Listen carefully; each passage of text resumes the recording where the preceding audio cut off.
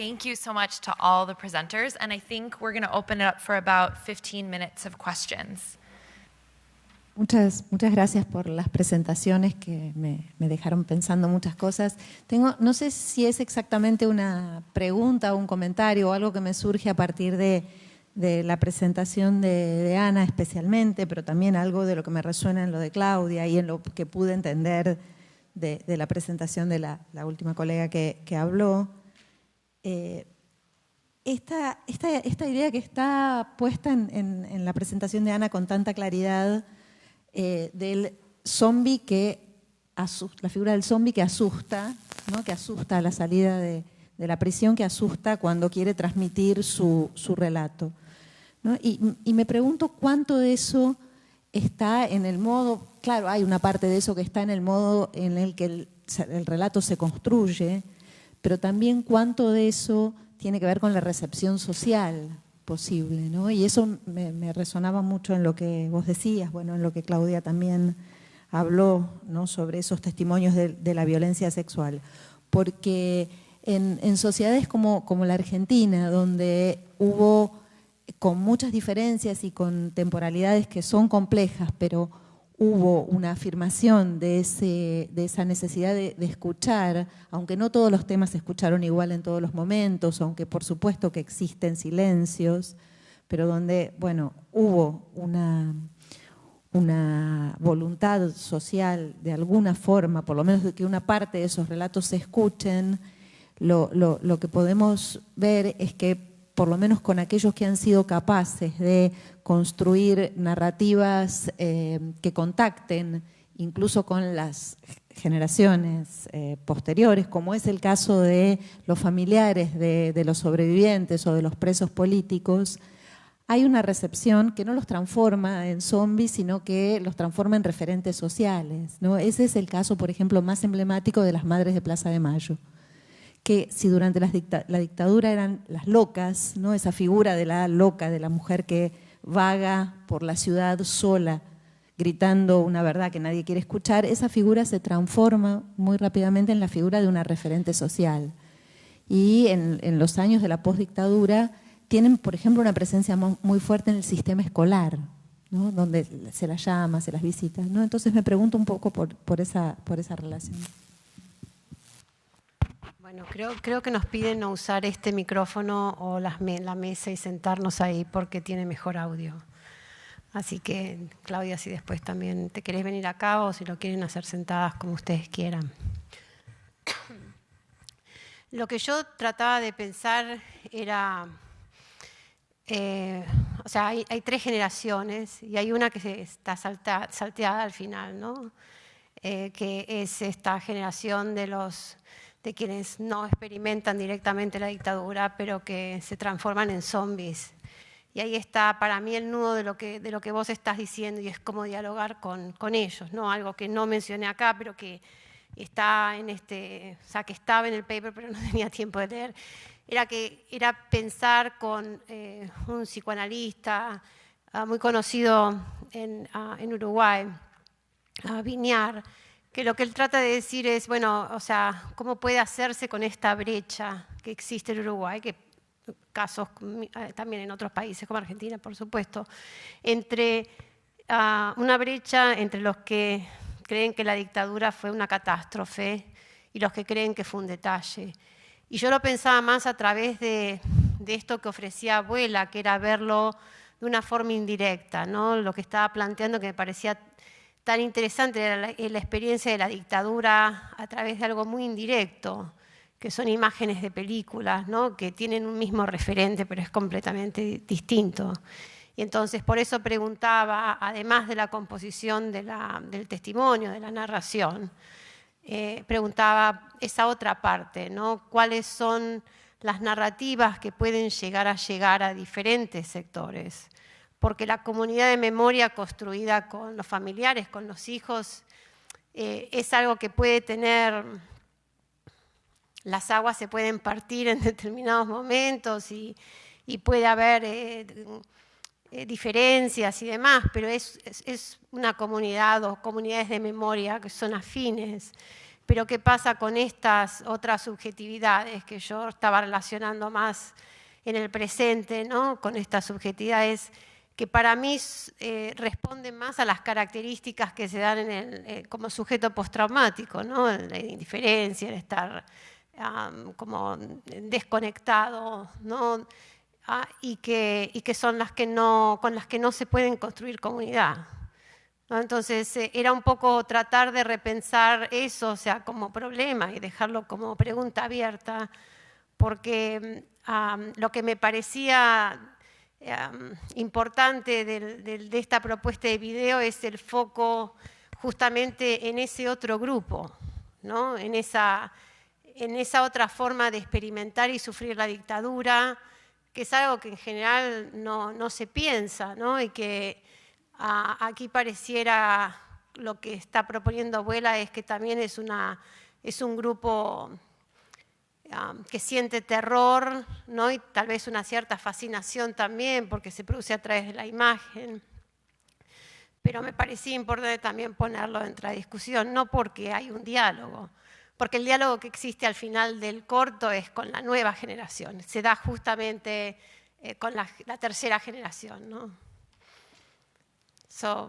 Sorry, es solamente un intento de ponerlo sobre la mesa y también de pensar que tal vez tenemos que comenzar a pensar cómo afectó, o sea, sobre todo esto surge porque cuando yo estaba trabajando el trauma con Malabú, sobre todo con la teoría política que elabora, ¿no? Con la maravilla y la indiferencia, ¿no? A través de cómo se puede romper, cómo se puede interferir en este sujeto indiferente que ella asocia, entre otras cosas, con el sujeto postraumático. Entonces es el tema del wonder, ¿no? Es eso, que no voy a hacer un juicio y entonces voy a reaccionar y que puede producir esa interrupción. Entonces pensaba en el sujeto indiferente y por supuesto que el sujeto indiferente en Argentina yo no lo relaciono para nada con los sobrevivientes o con las madres o con los hijos, ¿no? Sino que relaciono ese sujeto indiferente con probablemente los que no quieren hablar, los que proponen que ya no hablemos más de la memoria y demás. Y entonces empecé a pensar cómo se puede pensar en esta otra subjetividad. Si es posible traerla al diálogo, eso yo no lo sé. En este particular encuentro, yo vuelvo a pensar en toda la discusión sobre el testimonio, sobre todo ahora que vos invocabas la dicotomía entre Stoll y Sarlo, y pensaba en el trasfondo que eso tuvo, es decir, en el chisme como protagonista también de posiciones teóricas, porque lo que se decía de Stoll era que él quería ser miembro del grupo guerrillero y cuando lo rechazaron entonces se volteó contra Rigoberta Menchú.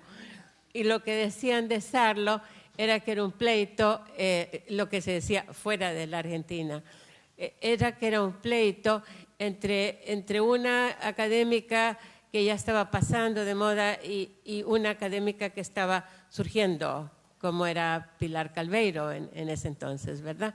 Bueno, pero aparte del chisme, que siempre es rico, ¿verdad? El argumento que yo siento con respecto a la cuestión de la neurobiología es el fantasma del naturalismo del siglo XIX. Y yo siento que cuando nosotros acudimos a zanjar una disputa cultural o crítica basada en cierta manera de cómo funciona el cerebro, yo me siento como que me encojo un poquito, ¿verdad? Es decir, por un lado me parece fantástico, pero el otro como que me da un encogimiento. Entonces no sé si la verdad se dilucida tan claramente a través de un microscopio o de un aparato de esos fantásticos como el que vimos que hay aquí en Minnesota, que saca las imágenes del cerebro, ¿verdad? Que conecta o no conecta, que es muy, muy atractivo. Y eso me lleva a la segunda reflexión, que es la reflexión sobre el Estado, ¿verdad? Es decir, siento que es un objeto que está desapareciendo, ¿no? Es decir, como que el Estado, como antes responsabilizábamos al Estado, pedíamos al Estado, argumentábamos contra el Estado, y ahora es como que si ese Estado ya no sirve para nada, ya no funciona, ya no funcionaba, ya no es lo que era. Son, ¿cómo se llama?, reflexiones que me surgen de escuchar y de recordar lo rica que era la polémica sobre el testimonio, ¿verdad? Después, una tercera reflexión que es con los historiadores, ¿verdad? Es decir, los literatos empezamos a hacer testimonio. Como respuesta a los historiadores, como pleito con los historiadores que tenía que ver con el Estado, como el hecho de que las historias no daban cuenta de estas cosas que daban cuenta los testimonios, y después la historia se voltea y ahora todos los historiadores hacen historia oral y nos dicen que siempre han hecho eso, ¿no? Lo único que quería decir de la neurobiología o la neurociencia es que, digamos, pensando en las discusiones que tienen que ver con el trauma en casos de, como decía al principio de la presentación, violencia sexual, en algunos de los casos de asilo, en donde hay una sola historia que puede ser contada, ¿no? Entonces, ahí en esos casos, sí, recuerdo cuando Brian dio la presentación, ¿no?, que decía es tal vez la satisfacción, I'm kind of inventing or retelling what he said, no, pero la satisfacción de que alguien que pensaba que algo estaba mal puede tener una imagen que de alguna forma no prueba, pero sí, sí, acá hay una imagen compatible con algo, ¿no? Y eso era lo que también me parecía dentro del diálogo que puede tener con las narrativas asociadas a los derechos humanos. Ahora, yo también estoy empezando a revisar cómo se introducen las neurociencias con otras disciplinas, ¿no? Porque, por ejemplo, lo que mencioné con respecto de la ley también, ¿no?, me llamó la atención y me pareció problemático, ¿no?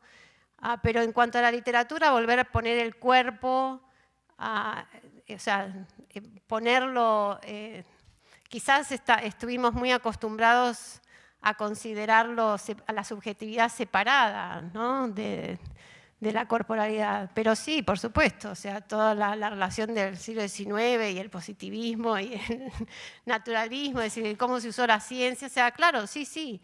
Pero creo que al mismo tiempo pueden existir preguntas de parte nuestra, ¿no? Y algo que no estamos mencionando en esta conferencia, pero es toda la parte de postcolonial readings of trauma, ¿no?, que creo que puede ser también un diálogo muy rico,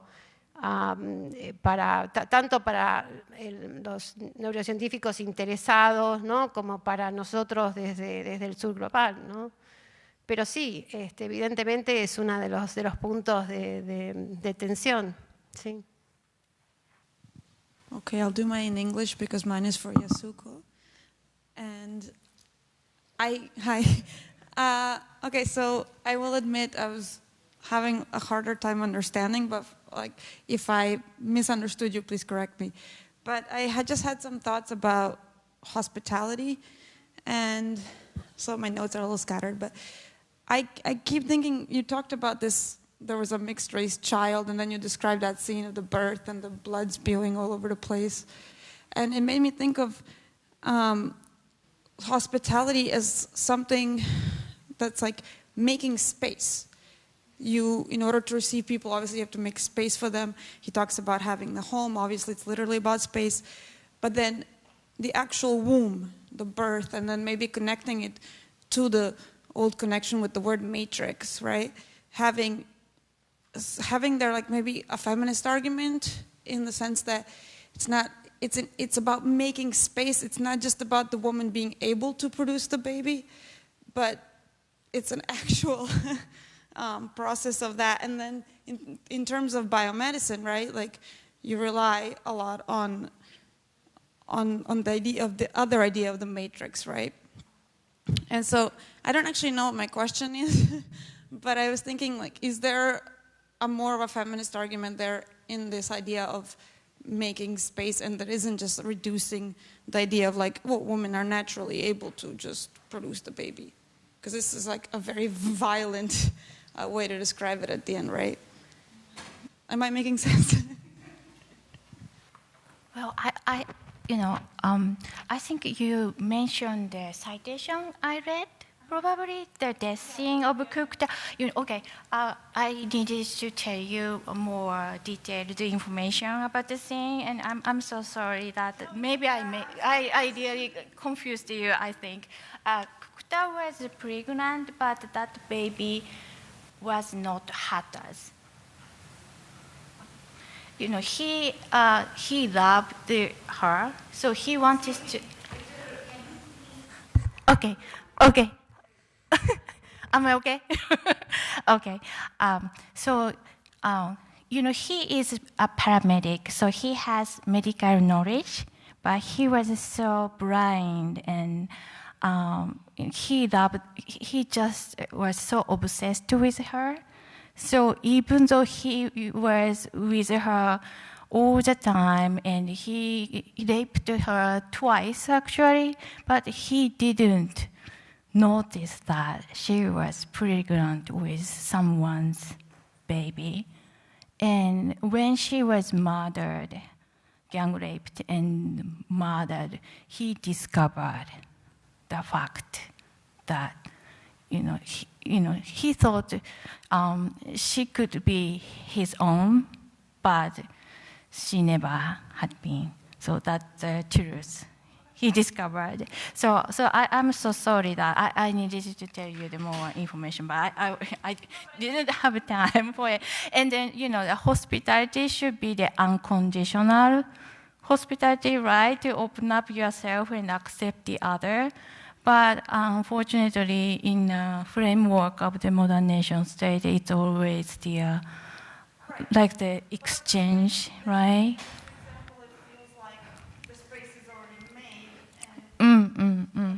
Unfortunately.